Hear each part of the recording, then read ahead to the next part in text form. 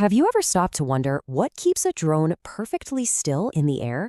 Or how your car's cruise control holds its speed so steady? Or maybe what keeps a massive power plant from, exploding?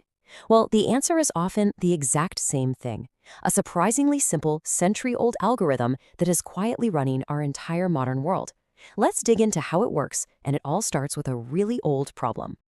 So picture this. You're at the helm of a giant ship, and you're being tossed around by heavy winds and massive waves. Your one job is to hold a steady course. How do you actually do it?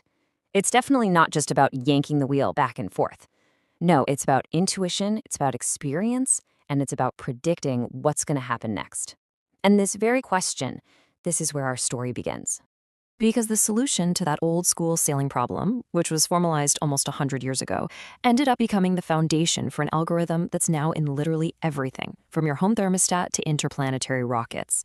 It's called PID control, and its real genius is in how it mimics a skilled human. So that engineer's name was Nicholas Minorsky. The US Navy brought him in to figure out a way to make a ship steer itself. But instead of just trying to invent some clunky machine, he did something brilliant. He started by studying the best controllers he could possibly find, actual experienced human helmsmen. He wanted to basically write down the code for their intuition. At Minorsky, he broke that intuition down into three separate things. He realized a good helmsman is always doing three things at once. First, they react to the present. So if the ship's 5 degrees off course right now, they apply a correction that's proportional to that error. Second, they account for the past. If there's a steady wind that keeps pushing the ship off course, they learn to apply a constant countersteer to fight it. And third, they anticipate the future.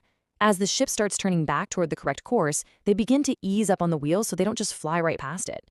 Present, past, and future. You got to remember those three. And yeah, you get this equation. Now, I know it might look a little intimidating, but it's really just our helmsman's intuition written down in the language of math. You've got the proportional term reacting to the present error, the integral term summing up all the past errors, and the derivative term looking at the future rate of change.